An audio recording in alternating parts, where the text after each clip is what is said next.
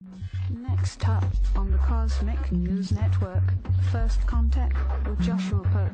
Good morning, Earthlings. Good. How you doing today? Good. How you doing today? Welcome to First Contact Radio. Welcome to First Contact Radio. To talk about all these things I'm talking about is because in life, everything is energy. Every single thing that's out there. Yo, it's First Contact with Joshua Poet. He's the man on the mic, just in case you didn't know it. Covering news from all around the globe, from the weather and space to UFOs. He'll talk politics and make you open your eyes. Conspiracy theories and government lies. They'll dig it all up and try to find the proof. Cause it's time to demand the truth. It's time. First Contact Radio. We have time to demand the truth. It's time. First Contact Radio. We It's have time arrived. to demand the truth. It's time. First Contact Radio. It's time to demand First the Contact truth. Radio. We have arrived. First Contact. Good morning, Earthlings. How you doing? Welcome back to First Contact Radio. Today's 22nd of May. So our sun sign is Gemini. Our moon sign, like yesterday, is Pisces. So we have a water sign and an air sign. Pisces, the fish that swims in opposite directions, which means emotions are going one way or the other. The objective is to find a way to keep everything in balance, keep them moving in the same direction, not allow our emotional buttons to get pushed so that they cause us to jump. We combine that with the air sign of Gemini, which is words and actions, discrimination, discernment, using our discernment to make proper choices in life. The trines for today to be aware of later this afternoon are between our moon sign, first of all with Jupiter at 3:14 Pacific time, and then less than an hour after that a trine with Saturn. So remember, trines are nice positive aspects. What these are, whenever these aspects, these trines, these squares, just like the symbol shows, you got a triangle goes like this. Well, if you think of the wheel, the zodiac, and you have different things placed upon the wheel, when you place one here and then you got another one down here, you can see it forms a triangle between them. Or some of them, they form the squares between them, and that's when I say a triangle or square, that's what we're talking about. The planets themselves in that circular matrix or the circular grid are forming a pattern. And so depending upon the pattern, those aspects have a different effect. And over time, study has shown that when the planets are in a certain alignment with each other, for an example, in a trine with each other, there's a certain way that the energy is reflecting off of each other, that it's causing a certain effect. When it's in another, like a square, it's another sort of energetic pattern. So all these are observations of energetic patterns that have occurred and how they play themselves out. So we have this trine, and we have two trines coming up, and both of these trines, Jupiter is keyword is expansion, and for Saturn the keyword is discipline. So we have the planet of expansion and the planet of discipline, and both of these are going to involve the emotions. The emotions are being expanded and the emotions are being disciplined. However, we see the triangle, which tells us there's something positive going on with it. So there's a nice positive way in which these emotions are put into place, in which the directions and the feelings that we have are all utilized and put together in a way that really helps us to see things more clearly. Okay? The numerology for today is number 7. Here's how we've arrived at that number. 5 plus 22 plus 2014. That would be a 16. 1 plus 6 equals 7. So we know some of the qualities of the 7 already. We know of it as a lucky number, a number that's very important to everything that's going on around us. We see 7 days of the week. We see 7, 7, 7 all over the place, so we know it's a very important number. In the tarot, this is the card of the 7, the chariot here. It's a warrior. The warrior, just like the wave spell that we're in, which is the wave spell of the warrior. Here's the warrior. The warrior's got the armor on to protect itself from the emotions. We're dealing with the realm of the emotions, Pisces. So the warrior is wearing the emotions, so the warrior can move along the path The armor is there to protect the warrior from all of the emotions. And more importantly, you have vehicles. You have the person is a vehicle for spirit. The armor is a vehicle for the person. The chariot is a vehicle for the person in the armor. And all of that is being pulled by the Sphinx. The Sphinx represent the riddles of life. There's two of them, one black, one white, to show you the opposite colors. Blacks and whites are the opposite. So you show the opposites and bringing it all together in order to resolve the opposites and the riddles of life. One simply needs to allow spirit to channel through us, and when we do, all conditions are met and all solutions are found, because spirit is the guiding force that will guide us through all of the obstacles, past all of the riddles, past all of the dualities of life. Okay? Now, if we look on our tree to see where things fit in. Oh, there we go. Go to our tree here. We see our Gemini right here, which is the sun sign. Our moon sign Pisces down here. And the number 7, which is right here. So we have a lot of things on this side of the tree today. So we're wanting to get back to the middle. The chariot, of course, is going from understanding to severity. Going from understanding back to the heart, beauty, is the lovers, the path we're on, the month. And the sun sign and the moon sign here is going from the mind, the intellect, splendor, back to our foundation. Current moon phase, we're making our way down to the new moon. Getting closer each day, 37% to go. This week, tonight, says as twilight fades, spot Mercury low in the west-northwest. It's about 2.5 fists to the lower right of the bright Jupiter. This evening, Mercury is between the horn tips of Taurus, Beta Tauri to its upper right, and Zeta Tauri to its lower left. Okay. Mayan Oracle, as I said, we're still in the wave spell of the warrior, the theme of the warrior, intelligence, using our intelligence to get past situations. Today we're at the seed, the yellow seed, planting the seed of all that we've experienced and learned through the process of intellectualizing what it is that we need to do. The seed we plant in order for it to grow. And of course we have the solar tone of intention, so today's the intention of planting that seed. And the guide is enlightenment, universal fire. The phrase for today is I pulse in order to target realizing awareness. I seal the input of flowering with the solar tone of intention. I am guided by the power of universal water. Over at Space Weather, our solar wind is 372.3 kilometers per second. Planetary K-index is quiet. Corona holes, nothing really there. M-class flare like yesterday, 10%. X-class 1, geomagnetic storm activity, same as it was the other day as well. And over at the Jewish calendar, today would be 22 Liar, Omer Day 37, and tonight count 39, because it counts, advance as the nighttime goes. A little bit more insight onto this. Tells us that so what we're looking for, the laws and the customs. Tomorrow is the 38th day of the Omer count. Since on the Jewish calendar the day begins at nightfall of the previous evening, we count the Omer for tomorrow's date tonight after nightfall. Today is 38 days, which are 5 weeks and 3 days to the Omer. If you miss the count tonight, you can count the Omer all day tomorrow, but without the preceding blessing. The 48-day counting the Omer retraces our ancestors' 7-week spiritual journey from the Exodus to Sinai. Each evening we recite a special blessing and count the days and the weeks that have passed since the Omer. The 50th day is Shavuot, the festival celebrating the giving of the Torah at Sinai. So here's the teachings for today. The teachings of Kabbalah explains that there are 7 divine attributes. These are the ones we talked about the other day.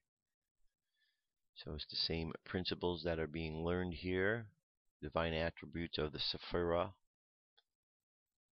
The ones we talk about are Chesed, Gevurah, Tiferet, Netzach, Hod, Yesod, and Malkut. Okay, these are from 4, 5, 6, 7, 8, 9, and 10. These are which these are. Lower one of the lessons. And daily thought here it says, heaven above and soul of man below are two halves of a single form, two complex hemispheres that fit together to make a perfect whole. Attuned to perfect consonance, they dance a pas de deux of exquisite form, each responding to every subtle nuance of the other, mirroring and magnifying the other subliminal inner thought until it is impossible to distinguish them as two. Within the human being is the consciousness of God looking back upon himself from within the world he has made. We sit upon the vortex of creation. Okay? And that gives us some insight into what's going on today, the different ways to look at today and understand it. UFO News is up next.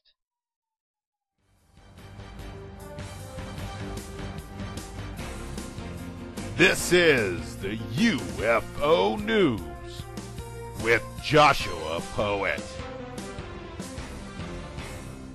All right, Dirk. Thank you very much. So today we're going to start off with a report in Oregon on the 20th. New footage of an unusual bright object hovering in the night sky above Oregon. This was taken on the 20th of May.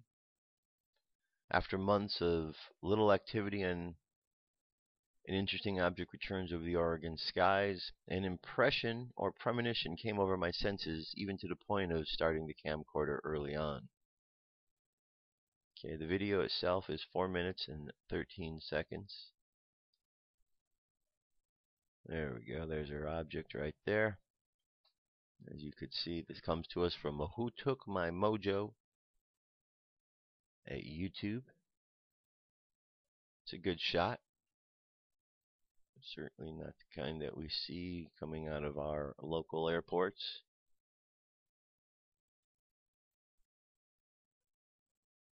Okay, very fascinating indeed. We've seen this type before, so it isn't a surprise. And then we have a little night vision here coming up. Okay. Let's move from here on to the next sighting.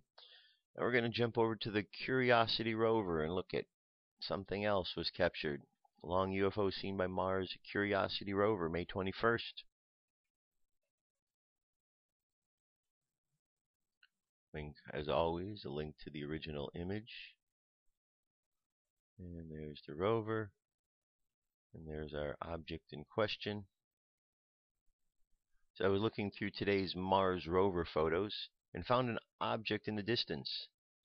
This object matches the description of the UFO seen by the very same rover on April 28th and also on May 4th. The end of the object is glowing due to the angle of the sunlight, and the long body is lighter in color. When you add contrast to the lighting, you can see the detail of the better body. I've messaged NASA about this UFO in 2 earlier sightings, however NASA refuses to answer. What? You mean the agency whose initials stand for never a straight answer are not answering? Huh. Alright, there's Scott. Hey, what's up, Scott? Alright. And the video itself is 6 minutes 53 seconds, shows you all kind of comparisons, and Scott does really good research, as you know, from all the sightings that we have here and the videos you've watched of his. So check this one out. Like other times, it is well researched. Alright, let's move from there to Hawaii. Strange zigzag light appears in Hawaiian sky and baffles residents. This also took place on the 21st. Look at that one. That's pretty interesting. It looks kind of red, white, and blue. Photos of strange contrails in the sky over Hawaii was recorded yesterday. Many residents speculating that it was anything from a missile to a UFO. Well, if that's a missile, I would have to say that somebody needs to readjust the trajectory, because this is flying all over the place. News tries to guarantee us that it is a missile, But I can cite many UFO reports that state the UFO left the contrail, so to dismiss it just because it has a contrail is absurd. Would the military try to cover it up by saying that it was a missile test? Why not? They have before. Okay, we got a couple of videos here. This is the first one, though, what was reported above Hawaii. Okay. And if you go through, it's 4 minutes and 2 seconds. Very interesting. And we also have this one right here. This is another video. This was the news report, 1 minute and 8 seconds. And they get over the same story that I was just telling you.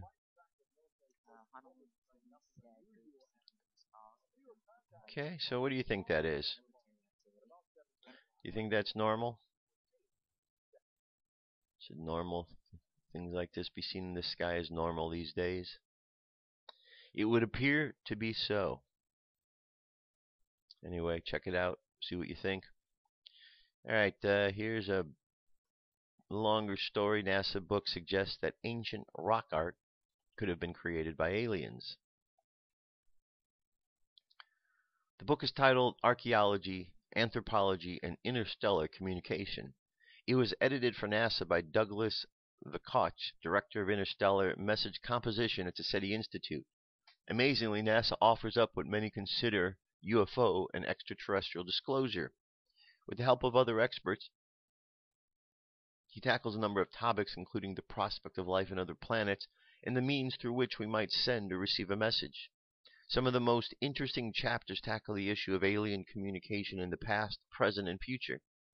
In one section, for example, William Edmondson from the University of Birmingham considers the possibility that rock art on Earth is of extraterrestrial origin. We can say little, if anything, about what these patterns signify, why they were cut into rocks, and who created them, he writes. For all intents and purposes, they might have been made by aliens.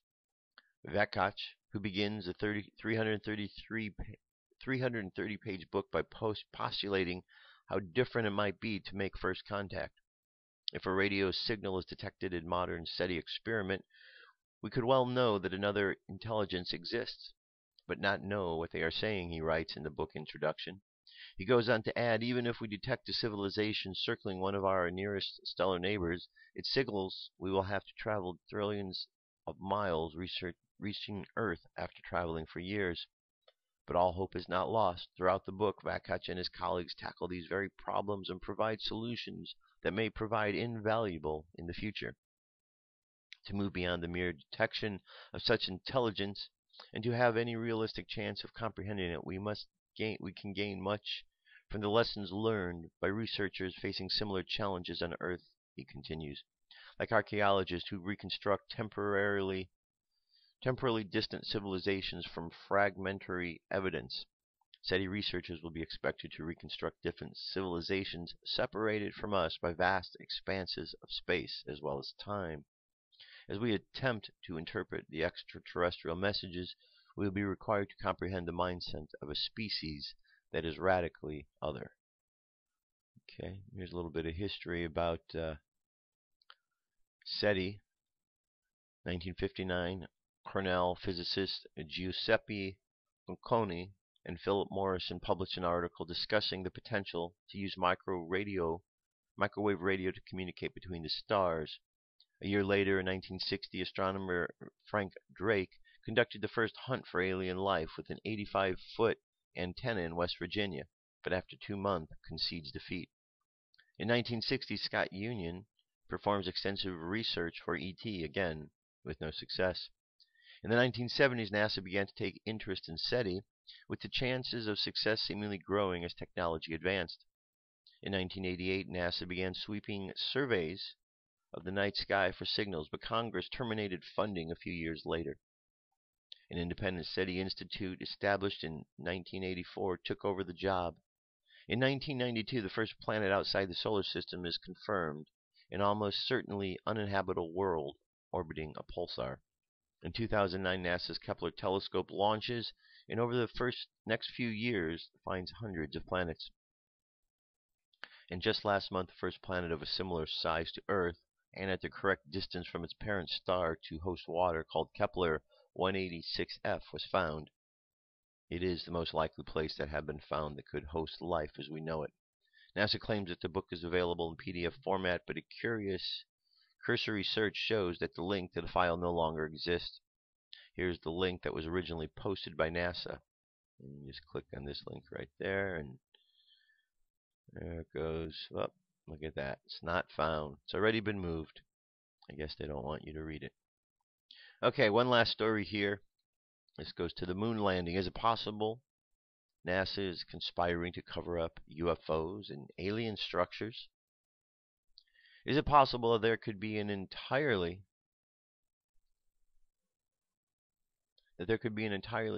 different history of human spaceflight than what the general public factorum believes? This presentation covers the bizarre encounters initially between Apollo 10 and the eerie music heard beyond the far side of the moon, as well as tracing of multiple UFOs that follow the Apollo 10 spacecraft and appear under intelligent control. So what you have here is a 26-minute movie. This movie is quite fascinating in that, as it says, it does get into discussing the moon landing, but it's talking about Apollo 10 and what it talks about. They show the transcripts here of what they were hearing, that during the time when the spaceship was orbiting the moon, that when they got to the back side of the moon, they started all hearing this eerie sounding music, and they all describe it, and they describe it in hearing it in different locations, and they describe it from different persons that were up there hearing this. And so you can hear right here, here's some of it. Did you hear that whistling sound too? Yeah, sounds like, outer space type music. I wonder what it is. So this whole video itself gets into discussing what they might have been hearing and what they might have been seeing, because as it goes on, then there's also sightings and so on. All right, so a lot of interesting stuff there going on up by the moon, as we certainly know. And that is our UFO news for today. I'll be back in just a few moments, and then we're going to continue on with our discussion on Thursdays. We're going to be doing Buddhism for a while. So today will be Buddhist Thursday. Stay tuned. I'll be right back. Come into our circle, Great Spirit. Fill our souls with peace.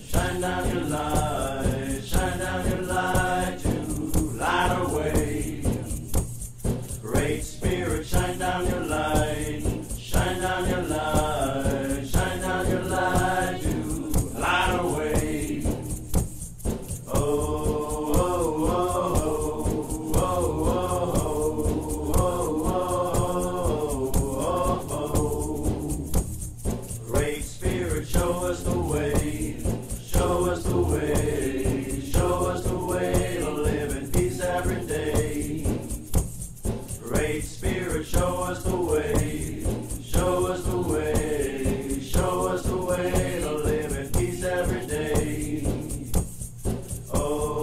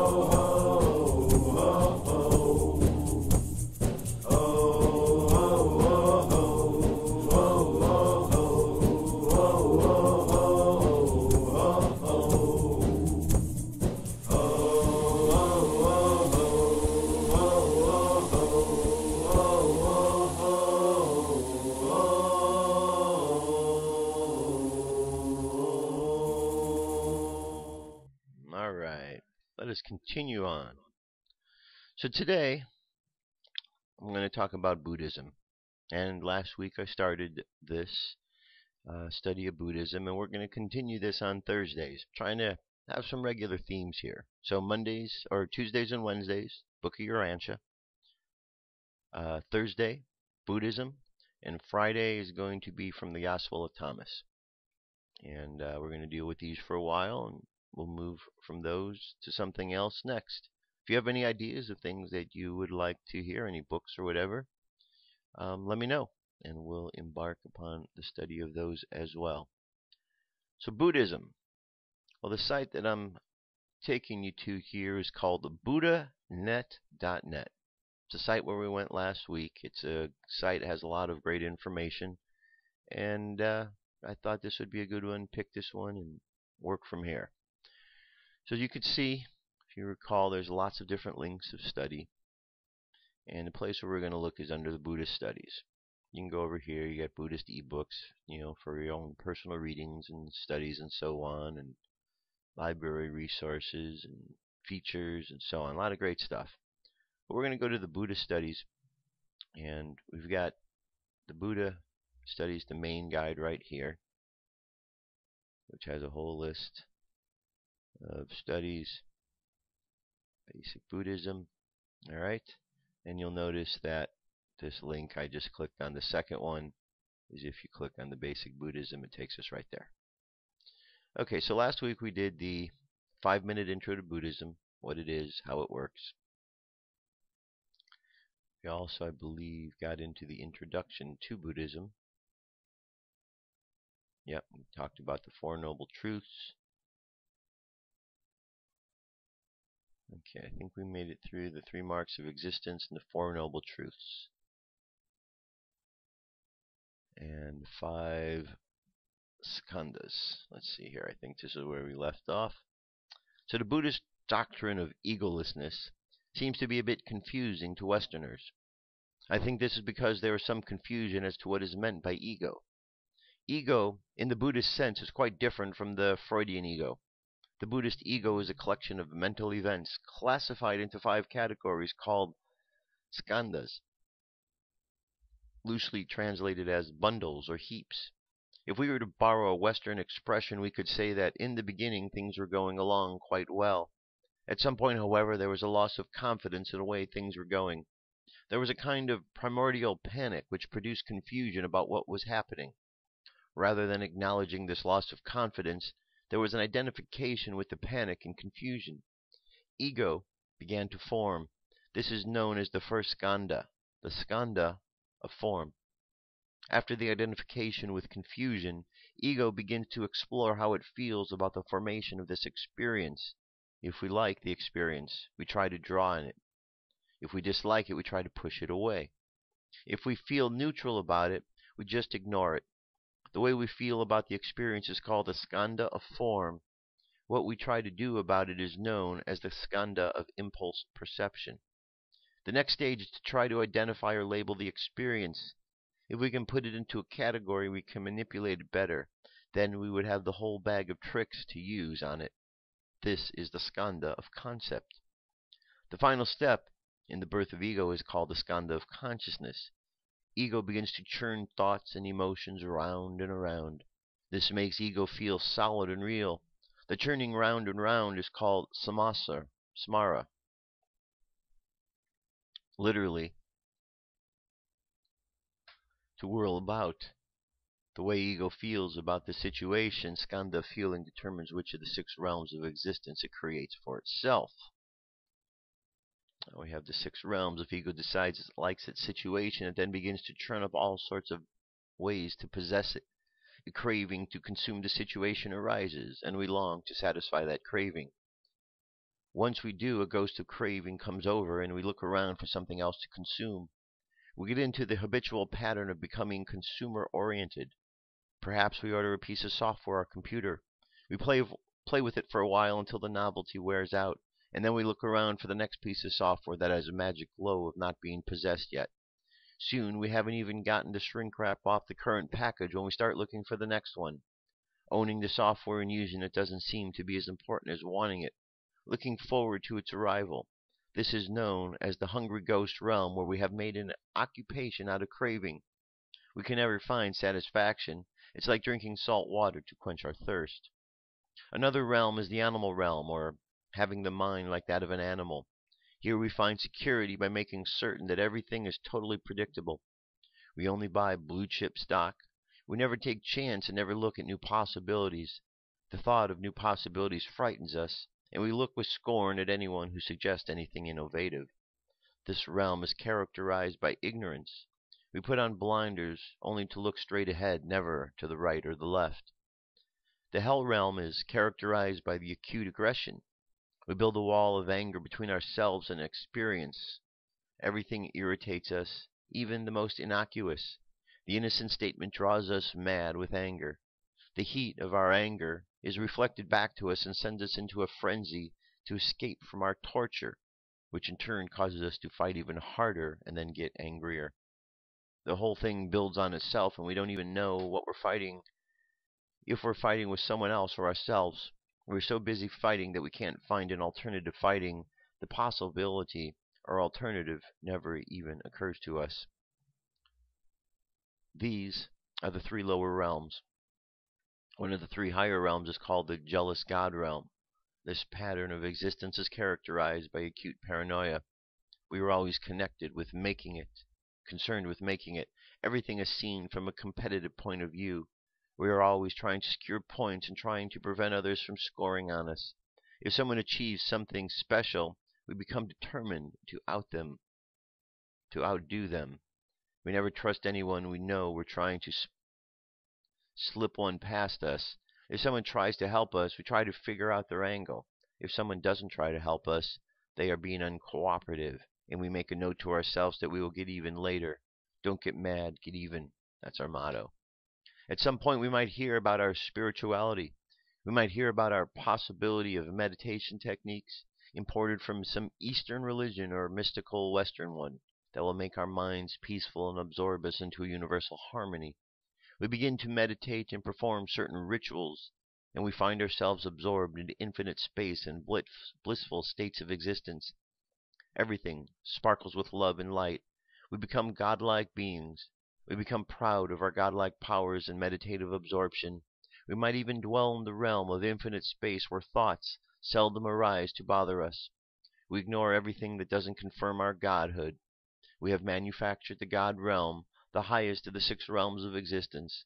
The problem is that we have manufactured it. We begin to relax and no longer feel the need to maintain our exalted state. Eventually, a small sliver of doubt occurs. Have we really made it?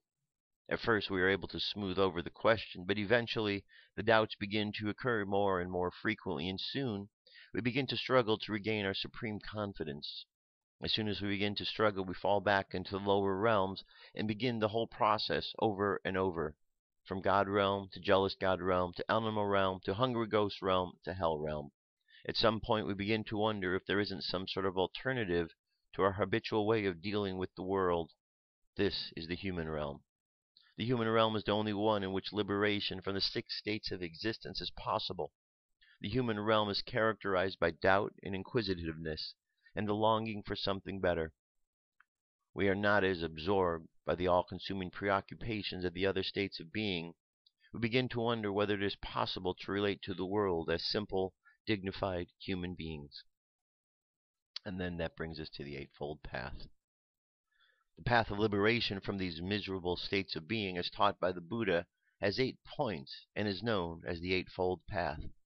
The first point is called right view, the right way to view the world. Wrong view occurs when we impose our expectations onto things, expectations about how we hope things will be or about how we are afraid things might be. Right view occurs when we see things simply as they are. It is an open and accommodating attitude. We abandon hope and fear and take joy in simple, straightforward approach to life. The second part of the path is called right intention. This proceeds from right view. If we are able to abandon our expectations, our hopes, and our fears, we no longer need to be manipulative. We don't have to try to con situations into our preconceived notions of how they should be. We work with what is. Our intentions are pure. The third aspect of the path is right speech.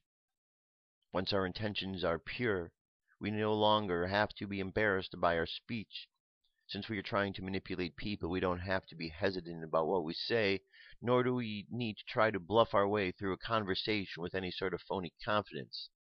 We say what needs to be said, very simply, in a genuine way. The fourth point is the path of right discipline. This involves kind of renunciation. We need to give up our tendency to complicate issues. We practice simplicity. We have a simple, straightforward relationship with our dinner, our house, our job, and our family. We give up all unnecessary and frivolous complications, and we usually try to cloud our relationships with. Right livelihood is the fifth step on the path. It is only natural and right that we should earn our living. Often many of us don't particularly enjoy our jobs. We can't wait to get home from work and begrudge the amount of time that our job takes away from our enjoyment of the good life. Perhaps we might wish we had a more glamorous job. We don't feel that our job is in a factory or office is keeping with the image we want to project. The truth is that we should be glad of our job, whatever it is. We should form a simple relationship with it. We need to perform it properly with attention to detail. The sixth aspect of the path is right effort. Wrong effort is struggle. We often approach it as a spiritual discipline, as though we need to conquer our evil side and promote our good side. We're locked into combat with ourselves and try to obliterate the tiniest negative tendency. Right effort doesn't involve struggle at all. When we see things as they are, we can work with them, gently and without any kind of aggression whatsoever. Right mindfulness, the seventh step, involves precision and clarity. We are mindful of the tiniest details of our experience. We are mindful of the way we talk, the way we perform our jobs, our posture, and our attitude towards our friends and family, every detail. And right concentration or absorption is the eighth point on the path. Usually we are absorbed in absent-mindedness. Our minds are completely captivated by all sorts of entertainment and speculations. Right absorption means that we are completely absorbed in nowness, in things as they are. This can only happen if we have some sort of discipline, such as a sitting meditation. We might even say that without the discipline of sitting meditation, we can't walk the Eightfold Path at all. Sitting meditation cuts through our absent-mindedness. It provides a space or a gap in our preoccupation with ourselves. Most people have heard of nirvana. It has become equated with a sort of Eastern vision of heaven. Actually, nirvana simply means cessation. It is the cessation of passion, aggression, and ignorance, the cessation of the struggle to prove our existence to the world, to survive. We don't have to struggle to survive after all. We have already survived. We survive now. The struggle was just an extra complication we added to our lives because we had lost confidence in the way things are. We no longer need to manipulate things as they are into things we would like them to be. Okay? So we've got the realm, the skadas, the Four Noble Truths, and the three marks of existence. Okay? So let's go and let's continue on. I'm just going to continue on here. Looks like a review. The Triple Gem. The Buddha, the self-awakened one. The original nature of the heart. The Dharma, the teaching, the nature of reality. And the Sangha is the awakened community, any harmonious assembly, and all beings. The Four Noble Truths. The noble truth of dukkha, stress, unsatisfactoriness, suffering. The noble truth of casual arising of dukkha, which is grasping, clinging, and wanting. The noble truth of nirvana, which is the ending of dukkha, awakening, enlightenment, mind like fire unbound, and the noble truth of the path leading to nirvana or awakening. All Buddha's teachings flow from the Four Noble Truths, particularly emphasized in the Theravada. And then the four Bodhisattva vows. I vow to rescue the boundless living beings from suffering. I vow to put an end to the infinite afflictions of living beings. I vow to learn the measurelessness Dharma doors. And I vow to realize the unsurpassed path of the Buddha. Foundation of the Mahayana path. These vows say, whenever the highest perfection of the human mind, heart, may I realize it for the benefit of all that lives.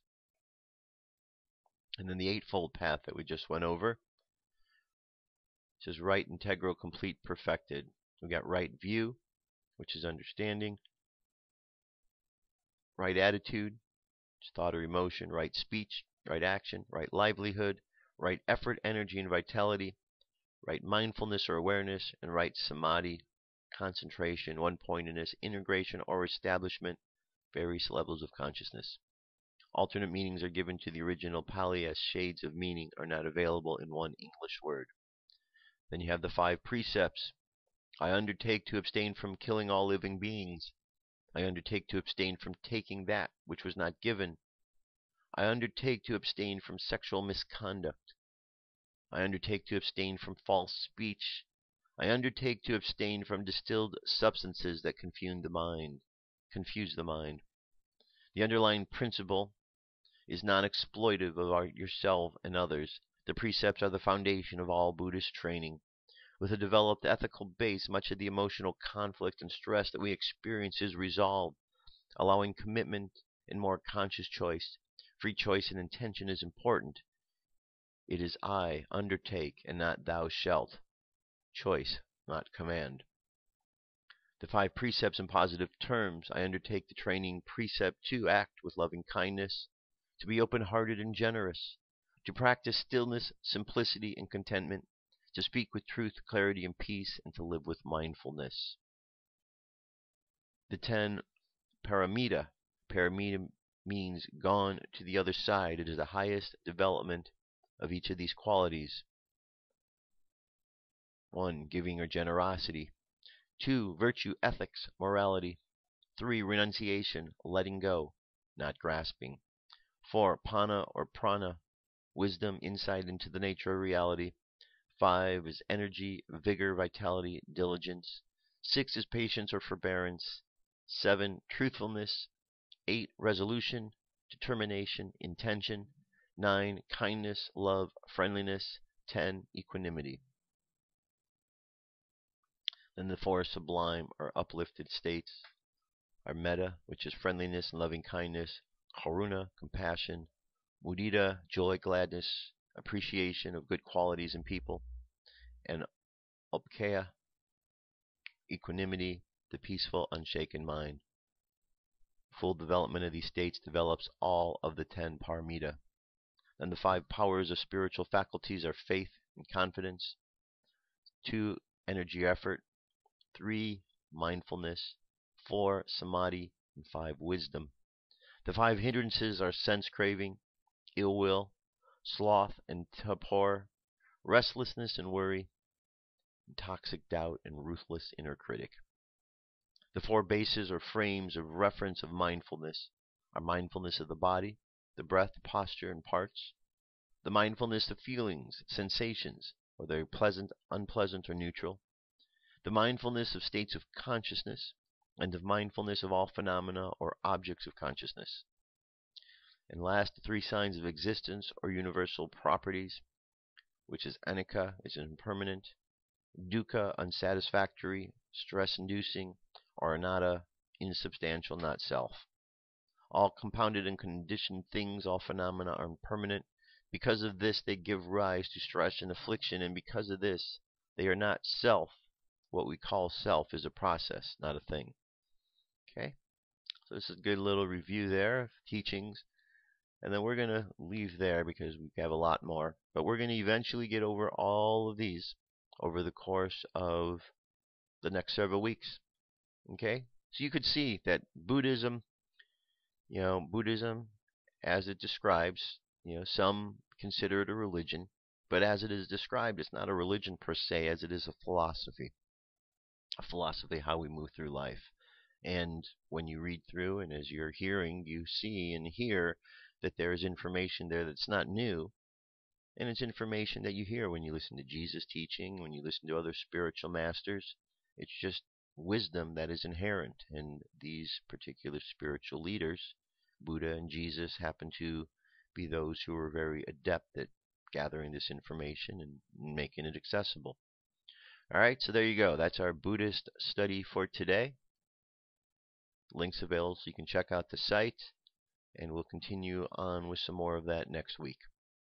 In the meantime, we're going to jump over to this article here in 5D.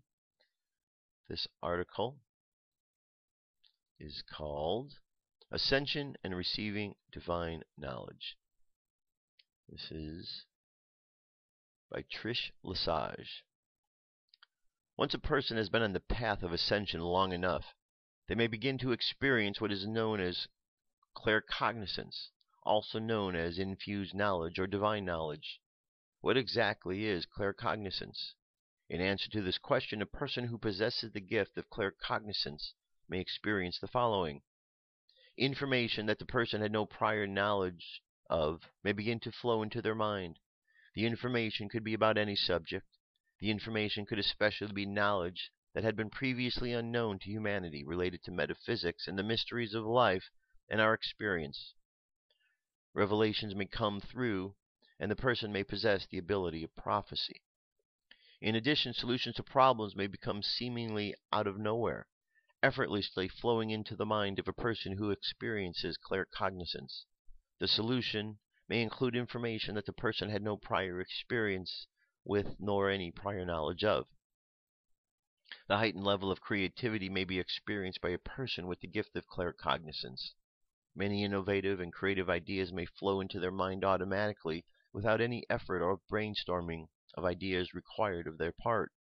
The information simply flows into the person's mind unexpectedly. A person who is blessed with the ability of claircognizance may also experience intuitive knowing. Possessing the ability of intuitive knowing means that the person has the ability to just know things. Intuitive knowing is not based on one's belief system, however, rather it is based on an inner knowing. Furthermore, a person who has been blessed with claircognizance also may possess the ability to know whether information is true or false, or whether their information is only somewhat true. This particular ability is based on the resonance of the energy of the information. Everything in existence is energy. There is nothing in existence that is not simply energy. Scientists have proven in experiments with water that even our thoughts are energy. When negative thoughts were sent to water in the scientific experiments, the water molecules formed chaotic, haphazard patterns. When positive thoughts were sent to water, the molecule formed beautiful, ornate patterns.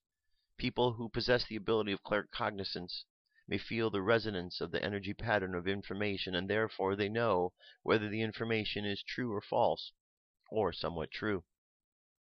Interestingly, a person who has the ability of claircognizance may also possess the ability of knowing whether a person is telling them the truth or lying. The person may know immediately whether a person is lying, or they may know shortly thereafter. The truth eventually cannot be hidden from a person who possesses claircognizance. The reason being is that as we approach the fifth dimensional consciousness, the truth no longer is hidden. Unlike in the third dimension, in the fifth dimension, the truth appears out in the open. Likewise, one who possesses the ability of claircognizance may also feel very uncomfortable if they find themselves in a situation in which they themselves lie to others. They may also feel a strong wave of negative energy if they tell someone a lie. It is as if they are literally catching themselves in a lie. Since the truth cannot be hidden in the fifth dimension, people who are operating at fifth dimension consciousness cannot even hide the truth from themselves. The truth will hit them hard, as if a judge were inside of their minds banging a gavel on the judge's stand. And as the veil lifts more and more, and we approach fifth dimensional consciousness, we begin to become blessed with many wonderful gifts and ability that are multidimensional in nature, that transcend the third dimensional consciousness. Claircognizance is one of these many wonderful blessed gifts. Okay. And I would guess that there are those of you out there who are experiencing, you have moments of this claircognizance in your life to some degree or another. You may have for some time, or maybe you're just developing it. But it's certainly something that is available for all of us here on this planet. And we all have the opportunity to tune in to what this energy is all about, to be able to tune into our higher understandings. And the more that we apply all of these concepts that we're learning, certainly the more that these things happen. And one thing about all of these lessons that we're learning, These are all living, breathing lessons. The lessons of the Kabbalion, the lessons of the life and teachings of the masters of the Far East, the lessons of the Book of Urantia, the lessons of Buddhism, the lessons of Tarot, the Mayan calendar, on and on and on. These are all living, breathing bits of wisdom that as we begin to understand them, they enrich our lives. They enrich our lives because they are alive. If they were just dead, we wouldn't feel any effect from them. But they're alive with wisdom and information as they have been for thousands and thousands of years. And so as we incorporate this living wisdom into us, we're taking in some energy that's alive with life in a whole different way, and it changes our lives. So that is why we all strive to reach to these levels of understanding, to reach to these places of information, because it actually infuses us with life. It energizes us to experience such things. Okay? All right, let's move on to our message for today. Today it's from Ahnu and the Council of Nine.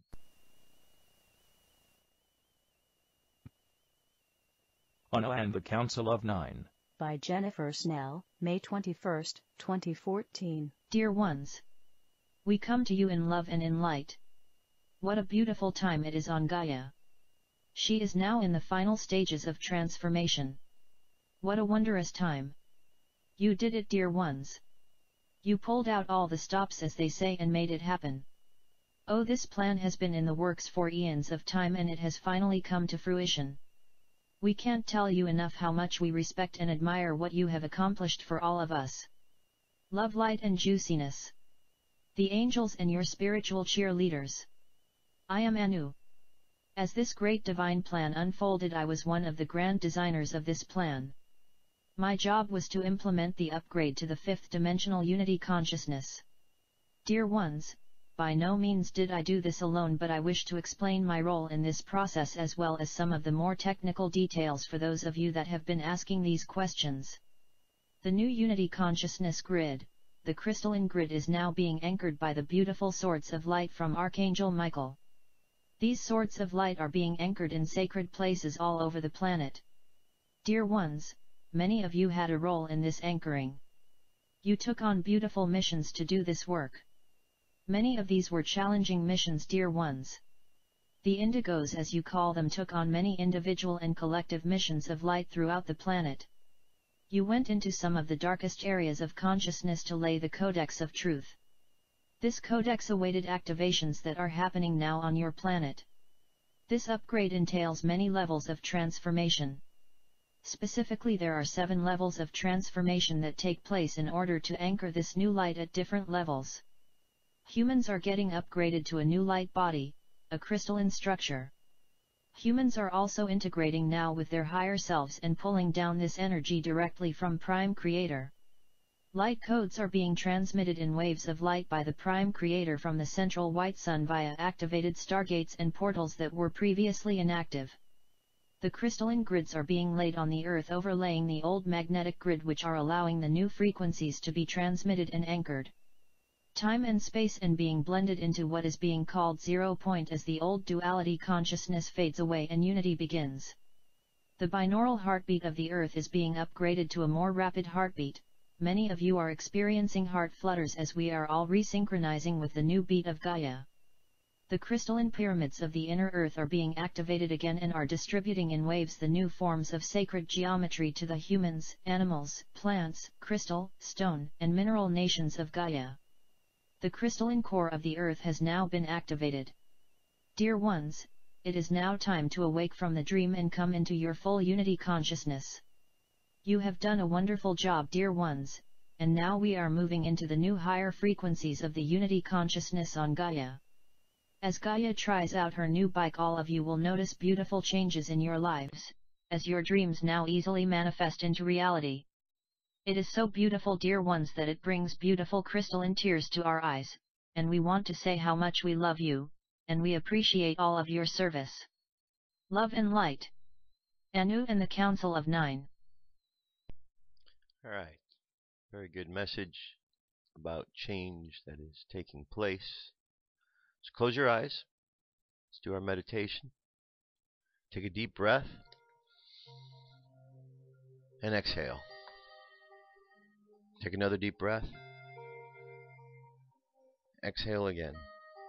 And just feel yourself drifting into a nice, relaxed, calm place. Imagine yourself sleeping peacefully. And then imagine hearing the alarm clock goes off. And you wake. And you look around for the alarm clock and you realize there isn't an alarm clock there, but that the alarm that awoke you was the energy of life, that you became awakened by the changes. And as you are awakened, you begin to understand this consciousness of unity that exists amongst all things. You begin to look at life from a new perspective. Instead of looking life as a world of separations, you see life as a world of unity. And as you begin to look at life from a place of being unified, you begin to see how all things work together. And as a result of seeing things in a unified way, you're also able to understand and observe where things are separated. And upon observing things that are separated, we're able to bring unity to that simply by sending the energy of unity consciousness, of peace and love.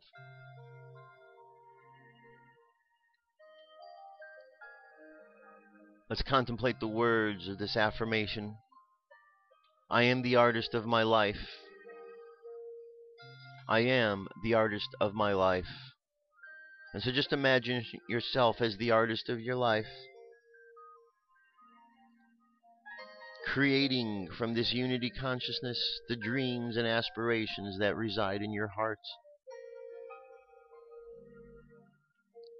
And the more you begin to understand, the more you contemplate, the more you are immersed in this unity consciousness, the more you realize the peacefulness, the lovingness, and the kindness that exists from one to another. The more that we realize we're all in this together, and the desire to reach out and help each other grows within us, because we realize we're all part of the same team. The team of earthlings reaching to evolve. So let's just imagine our connections as we go into the world today. And as we walk by others and see others in the street and in the world, let's just imagine how we are connected to them. And let us just see that we can notice through our daily observations all the ways in which we are connected. And once we notice our connections, also notice how those words and ideas of separation drift apart, for we realize that the separation is but an illusion. So let's just imagine our connections. Let's let our subconscious mind continue on that journey of looking for all of our connections in life. And then let's bring our conscious mind back to the present moment on the count of 3. 3, coming back to the present moment filled with confidence. 2, coming back to the present moment filled with faith. And 1, coming back to the present moment happy, healthy, and whole. Happy, healthy, and whole. Go ahead and take another breath. Exhale. And open your eyes. That's it, my friends. Thank you for being here today. We're all in this together. All of us. And the more that we get together, the more that we understand this, the more that we all work together and help each other out, the better off we all are. Little by little, we're going to get there. And those who are caught up in the selfishness and separations, they'll eventually get with the program. We just have to keep with the good, keep putting the positivity out there, and everything will change. That's what we're supposed to do. I'll be back tomorrow with more news and information. Till then, have an awesome day. Love you. Talk to you soon. Peace. I'm out of here.